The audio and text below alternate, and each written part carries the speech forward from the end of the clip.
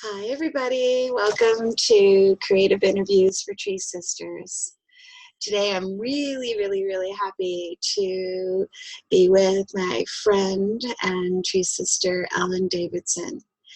And I want all of you to just take a few minutes, relax, and sort of just feel into what Ellen is going to share with us today. It's really beautiful. She's been out there shining as an author, as an advocate for Tree Sisters.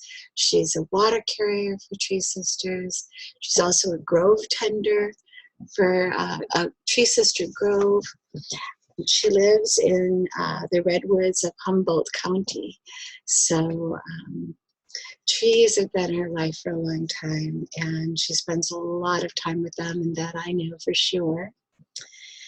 She's an author, and she finds deep peace hiking and meditating in the forest, and has written a book, yay, Wild Path to the Sacred Heart, to share how the ancient trees can guide us in restoring ourselves and our world. Ellen is also the author of a few children books and a young adult fantasy. And just to mention them is Stolen Voices, Princess Justina Albertina, and Zoe, the Misfit. And those are, you can find all of the descriptions about those on her website. But today we're going to concentrate mainly on her book, Wild Path to the Sacred Heart, which is where she's combined some Tree Sisters experiences with the trees and made it kind of a collaboration, which is really what we're all about. Let's see what else. So many things. After graduating from UC Santa Cruz, Ellen worked as an elementary creative writing and piano teacher and raised two daughters, Jessica and Michelle. She has 4 published books and several magazine articles, including the one about saving ancient trees, which brings me to the other point that we're going to talk about, which is about Archangel Ancient Tree Archive with founder Davis Milarch. And she has been working really closely with him lately, and there's some just really, like within the last few days, or I think it was yesterday maybe, that she actually had an experience where the news came out, and a lot of attention is going to this very important issue of our beautiful, gorgeous ancient trees, the ones that have been there and holding space and memories and tuning with us for so long. What else can I say? Well, there's so much more we can say, but I think what I really love to do right now is just to welcome you, Ellen, and please share where you're at right now with Tree Sisters, how you found Tree Sisters, and we'll take it from there. Thank you, Kathleen. Thank you for having me. Tree Sisters came into my life as kind of an unexpected miracle. As it tells in my book, the story of how I was meditating with a Tibetan Lama, and he suggested I follow the juice, and the juice being what filled me up with peace and love. And every day I woke up and I wanted to go to the trees, so I started doing it. And so off in the ancient redwood wilderness with the wild animals, I was feeling quite the hermit, and completely unexpectedly, probably through the trees and the way they connect us to both nature intelligence and divine intelligence, I was guided to all this connectivity. Because even when we go off alone, we're not really alone. We're all so intertwined with the all that is. And so each one of us has much more impact than we know. So through that, I did connect with Tree Sisters and found out that all this amazing stuff I was getting at the trees, even things like the in-breath and the out-breath, this divine guidance that was coming through to me, was coming through to other women all over the world. And so I realized that it wasn't just me, but it was guidance for our times, because we're in such a pivotal time. And we're not alone in this. And the earth herself is so much bigger than we are. And she has ways that are beyond our wildest imaginings when we are waking up and putting our best feet forward, so to speak, to do what we can to live in balance and harmony. The response from her, I'm now convinced, is going to be so far beyond our wildest imaginings. So that's TreeSisters sort of found me, I'd say, through the trees. Wow. Yeah, that's just so beautiful, you know, that this is this power that we're sort of searching for right now, you know, that we're longing for, that we're needing because of the you know, the disappointments and in different parts of the world, the things that are being taken advantage of for the earth and for not just for the future, but it's happening right now. And just to know that you feel her response is going to be bigger than we even are aware of and that we can imagine. That really just, you know, I just like to have that sink in for all of us as we feel that right now, the need for hope and, you know, the need to know that we are on the right path and what that right path is, connected to earth and our ability to connect and listen and hear these things and really feel these confirmations. And yes, we have all kind of been in our own little places, I think, until TreeSister brought us together and united us all and said, hey, there's a whole slew of you out there, and connected us now on what we call the forest floor.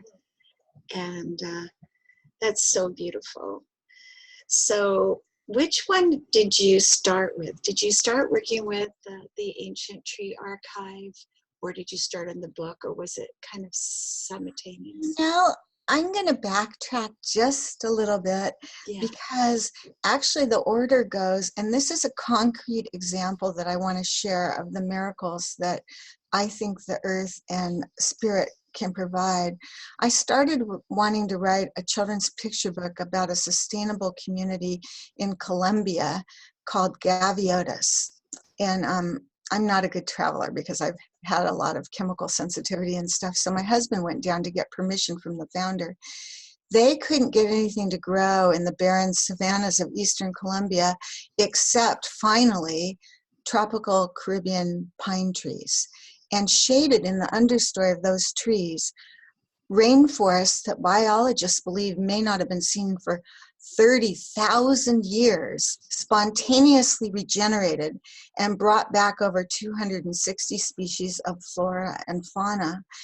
And so to me, that's so far beyond the wildest expectations of this community who did put their best feet forward trying to live harmoniously with the earth. It's a living example of what I think we're doing all around the world. And that's a story I know about. I realize there's other ones.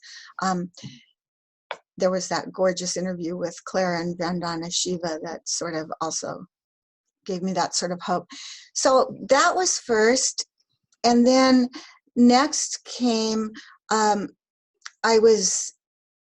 heard about Archangel Ancient Tree Archive and how they were taking cuttings from the sun needles that grow at the tip top of the ancient redwoods and other champion trees around the world and cloning them. This came about because the founder, Davis Milarch, had a near-death experience where some angels told him to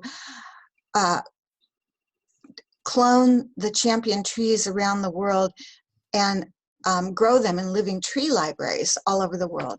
It seemed like an impossible mission because nobody had ever cloned an ancient tree. They'd cloned fruit trees before, but not ancient trees. So it's pretty difficult. He had no money, no particular scientific education. Nobody really believed in it. Now there's a genome study on the genetics of the ancient trees, especially redwoods, partnered by Save the Redwoods League, Steve Sillett at HFSU, who's a professor of trees, and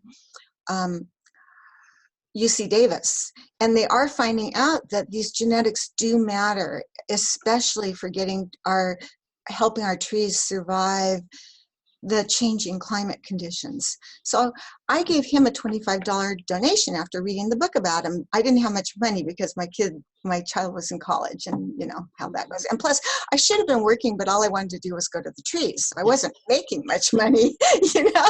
But anyway, so he contacted me, and he says, the angels pretty much guide everything he does. So he said, they said to, and well, ever since then, I've gotten to meet him several times in the trees when they're here for cloning expeditions. And I've just become increasingly involved and a huge fan of their project. And recently had the pleasure of meeting up with them and even climbing up into the canopy, which was scary. Ooh. I'm afraid of heights. I spent the week before I climbed trying to figure out a way to get out of it. But I went. So anyway, so they came next. And then how did I hear? I think I just saw TreeSisters, a little blurb on Facebook. And what I read about it was exactly what I had just heard from these divine beings. I call them the grandmothers, but I've named I'm a lot of times the trees act as antenna and connect me with higher dimensions and other intelligences and beings. I've named them, but that's my own lexicon. It's not necessarily who or what they are, but they're benevolent guides for sure. And so anyway, these grandmothers had said exactly what I just read. I think it actually was something about in-breath, out-breath. I ran into it and I went, oh my gosh. Yeah. Because I had been getting this idea at the trees over and over again that that restoring women and forests was the same. I couldn't figure out where that connecting the dots was, but I kept having that information come into me, and then I'd see the whole world regreened. Every time this vision would happen. And so then when I saw this woman, Claire, was actually doing it. Well, hats off to Claire, because that was beyond anything I could have created. But here I get to fit in and be a part of it, which is just, I feel like we're all so guided. We're like little puzzle pieces, and we each have our niche. And all of us are very important, even if what a person's niche is to bake a loaf of bread for somebody. Yeah. You just don't know the ripples. Absolutely. We don't know the ripples, and bread can have a lot of good ripples. I know that personally, trying to keep it up right now. But it's impossible just about. Yeah, I just love that, how the world works like that. And, those who know the story of Claire and how she, crashed into the tree, and how this images, through the antenna of the tree again, through the heart and soul of the tree and the spirit of the tree, and just a spirit of our new birth in our world, like this is the time. And it came through her, and it was the same for me. I heard her speaking about that story, and I was like, yes, that's why I've been connecting with the trees and all of the messages that I've been getting as well. And it's just like coming home, and it's also like knowing that home isn't there yet, that we are creating a new home, and that it is possible. And, hearing you speak about the connection, I can feel it in your energy. It's so palpable that it would be impossible to deny it by most people, I would say, just having this conversation or listening to this conversation. But we have a lot more that you can share too. So where do you want to start? One question I have is, when you're talking about the ancient trees, what really got me was, when Notre Dame was burning. And Notre Dame is in my heart anyway, because I traveled there with my husband and my daughter, and it was an experience. It was a very beautiful experience that day. But when I heard about the arcs, of the the ceiling, and how they were put together with, I think it was 13,000 ancient trees. And each of the trees were between 300 and 400 years old that were used.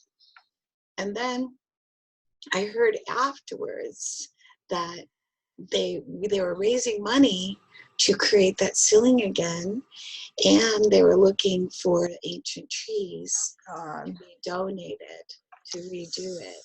And so I've been trying to keep up with it all, but you know, sometimes when those stories emerge and they get kind of hidden down or something happens, I wondered if you'd had heard anything, but there are actually some landowners in France and, you know, maybe neighboring in the UK countries that have already donated. Oh. So their trees, they're ancient trees. So I'm just putting that there for you, wondering if you had heard it. Sounds like you haven't, because I just felt like that pain Yeah, I didn't. I knew about everything but the ancient trees. I knew about the huge amount of funds so quickly raised at a time when we really need to reforest this planet, and our survival is actually dependent upon that. Yeah. This breaks my heart. I feel like I love the reverence and the holiness of these iconic cathedrals. It's not that, but I feel like it's the same old thinking where we put the human created as has precedence and more value than the cathedrals of trees that are such places of worship, and our ancient ancestors did worship in. And to me, I don't know. I mean, I can see rebuilding the cathedral, but not at the expense of our ancient trees. That's heartbreaking.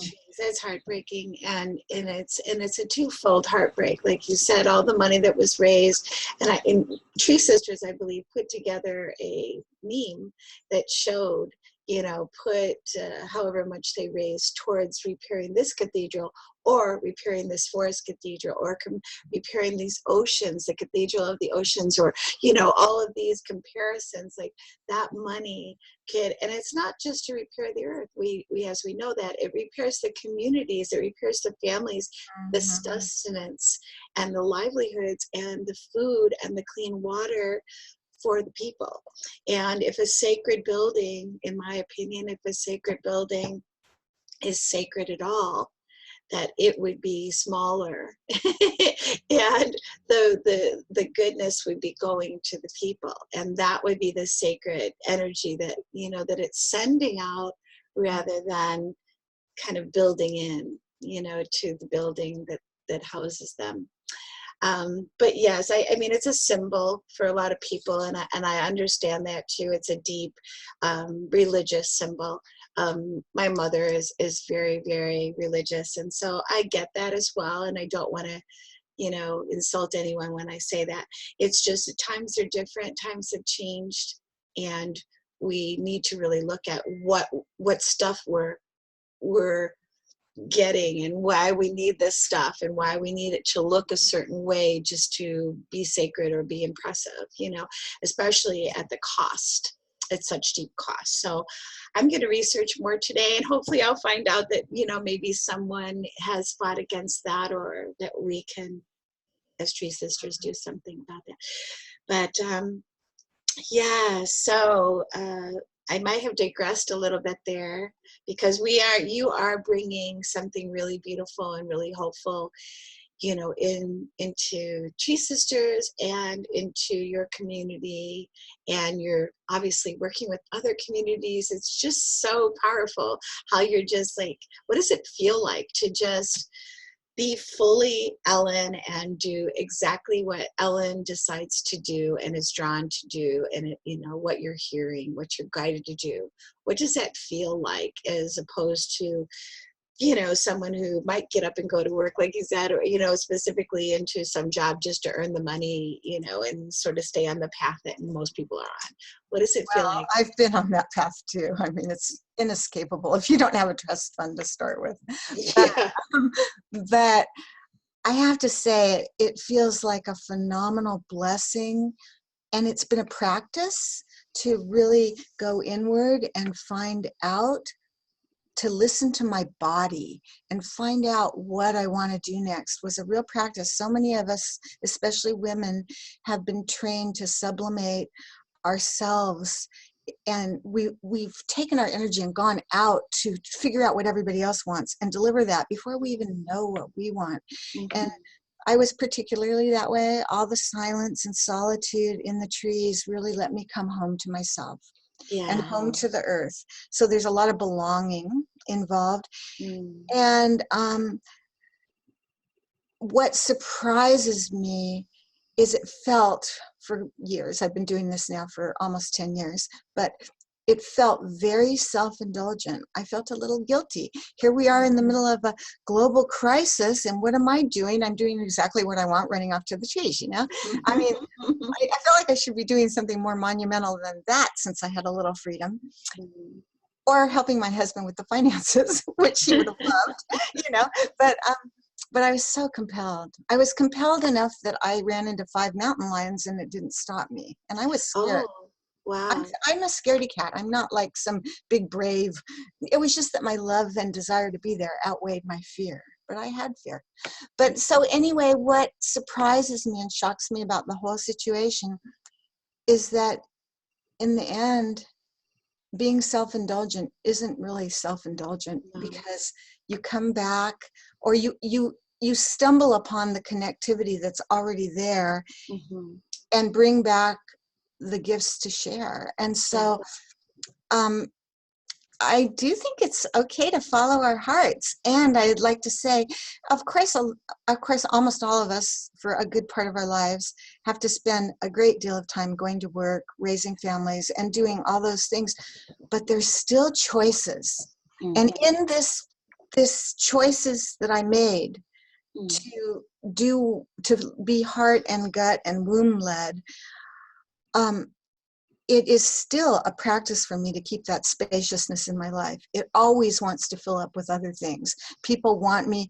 I mean, I still am devoted to spending at least 2 days, whole days by myself in the forest. And I have to kind of really prioritize that. It won't organically happen unless I make it happen. Right. It's actually, you know, so important to realize that it's an in-breath, and it is a, you know, that we do need to do that for ourselves, and yes, possibly as women, and also some men, you know, we just kind of giving, and, you know, we feel that that's the way that, you know, that we're supposed to be, that, you know, it's not okay to care for yourself more than others, you know, kind of thing. But in actuality, we have been learning there is no better way to give to others than to start by giving to us and making sure that we're following the right path, that we're listening to our spirit, and we're honoring our spirit, whatever that may be, you know, and we're guided, you know, with Barbara Marx Hubbard, someone I worked with, she always said that, you know, it's encoded in our DNA. And so if you're not listening to the deepest cellular DNA messages from yourself, then you're not following where you're, you know, the part that you can give bigger to the world. So by doing what you did, you know, it'll all unfold. It'll all unfold, and money is only part of it. There's so much abundance, you know, that we are capable of, and it's frightening sometimes to do that, but to trust that the abundance will follow, and that we're safe and protected, and that the walls won't come crashing down, because we're going to stay true to our heart and stay true to what we want to do as an out breath, as well as making sure we're giving ourselves, you know, that proper in breath that allows that to happen. So what I'd love to do is hear you read from your book. Okay, you know, I thought I before I do, I wanted to just add to what Kathleen just said there, and just say that sometimes resting can be the most revolutionary thing you can do. For sure, because we feel so guilty, you know, just laying down or something, you know, oh no, you know, we're not on our feet moving and doing. But we do need to rebalance how we live on Earth, and you know, part of that is I'm going to read a couple quick snippets, and then I'll read a little bit of my chapter summary. Okay. But I'm going to share the screen so it'll bring up the cover of your book and then a few other pictures, but I'll come back, you know, to you again reading, but I just want to show that as well. So you can start anytime. plants are joyously fresh, plumped up from winter rain and bursting with life. Closing my eyes, I inhale the scent of damp earth. When I try to link with the tree, I feel like I'm knocking on the door of a good friend. Are you home? Can you play? I'm not sure if I'm asking grandmother in the tree or the tree herself, but it is the less human feeling tree consciousness that swoops in. Sweet knowing fills my belly. A small shower of last year's fronds rains down around me.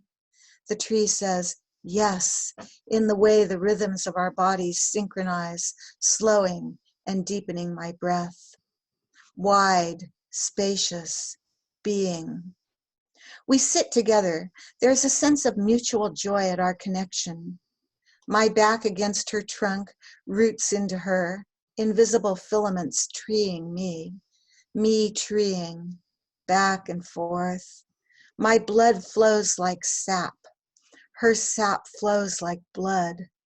I feel whole, as if I have always been meant to be a tree and me, and not just an isolated, mobile biped walking around separated. I've been waiting my whole life for the rooted grace of her beautiful being to sit me home. It feels so good. I could stay here forever. That's one snippet. And I have another one here. A small tributary burbles happily as she spills into the deeper water, and I notice how everything here entices the eye, nourishes the heart, and lulls the spirit. How to describe light spangled like diamonds on the surface of the emerald water? Never in words or even pictures, without the full sensual immersion, which is the glory of nature's art. So those are the two snippets. Do you want at least a part of the chapter summary? Yeah, let's keep it going. And if before you start it, because we'll end with it. So if there's something that you'd like to share with all of TreeSisters about your creative impulse, you know, like to expression and to advice, if you could share that first, and then we'll go out on your reading. Wow. You know, I want to say that Paolo Lugari, the founder of Gaviotis, told my husband that without our creative expression and the arts, we're not going to be able to restore our world. Hallelujah. It's the vital soul of it, and has been throughout human evolution, our whole history. One of my big creative expressions that's open to all of you, anybody that wants to step up, is becoming a grove tender. And I did want to talk a little bit about that. Yes, Star Tree Grove, right? That was right. I named the grove after a tree. Actually, the grove started with me and the tree's star tree, and then my best friend Allegra, and so we had a little group of three, 2 people in a tree. And then when I found out about TreeSisters, because we had already started this little, we didn't know what to call it, and I found about groves, I thought, oh, that's what we are. I want to do this. And then all these women jumped on, and we've been meeting once a month on the new moon. And it's so creative. It's such a creative art to gather women. I found there's something so sacred about groups of women gathering, and powerful and deeply healing. And the organic sistering with the guidance of Claire's techniques that's arising in our group is profound. And at first I thought I had to do like some big razzle dazzle thing to make this grove good so everybody would want to come, because all my friends are really busy. And it's not true. It's so magical just to gather women. Just gathering, yeah. And so that's evolving. as all of TreeSisters is evolving, and as all of us are continuing to connect. And one of the magics of TreeSisters that I'm experiencing, that is another magic that's available to absolutely every woman who wants to be part of this, is the organic way we get woven into this root system of the forest floor. I didn't try to be here having this interview with Kathleen. It's just all kind of organically and gently arisen so that it's possible for me. It's not even scary, and I'm not forcing it. So it's so nice to have this different model evolving, and we all get to be part of it. Yes. Thank you. That's beautiful. And it is a joy to have you, just sort of your gentleness about it as well. And I was just called to invite you. It was very simple, like you said. And also, like, so many groves, like all over the world. So anyone who is watching this, it is so easy, like Ellen says, just to bring together some of your friends and just to sit in circle and see what rises, and there will be so much that rises, so much beauty, so much sacred, heart opening. And to have a TreeSisters Grove, you can do anything. You don't have to do anything more than that, but you can also do some great big activism, if you want to, or you could write a book together, or just play in the woods together. It's all up to you. So that's a really powerful thing to mention, and thank you for that, Ellen. And now we're going to go to your passage from your book, which is an amazing book. And you can find lots more about Ellen at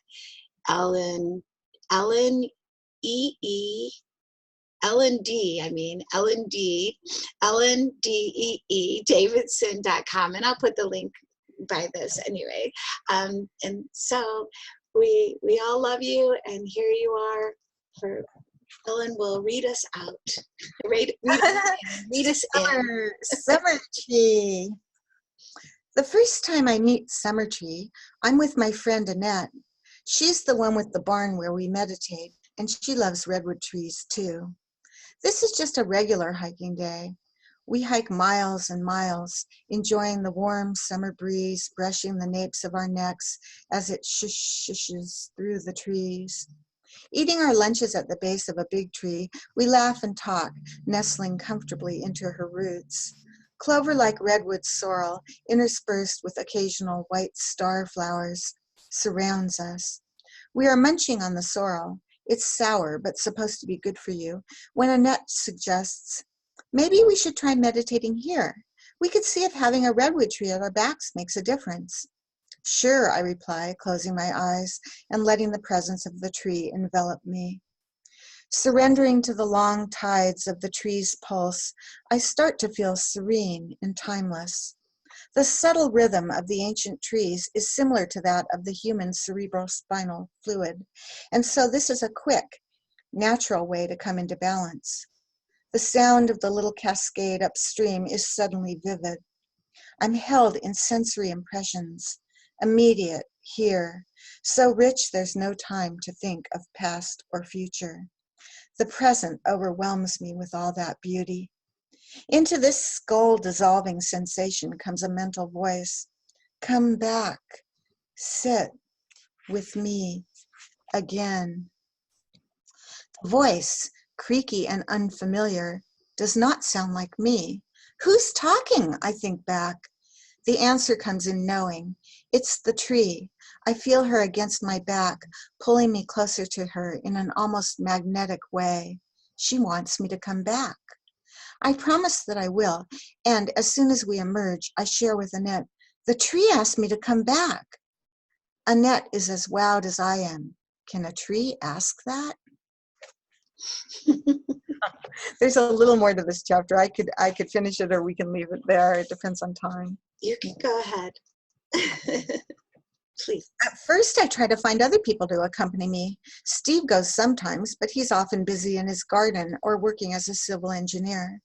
Allegra teaches and can only come occasionally. And Annette is writing stories and screenplays. Although all of them hike with me once in a while, I want to go back to the tree right away, and no one can come. So I decide to go by myself.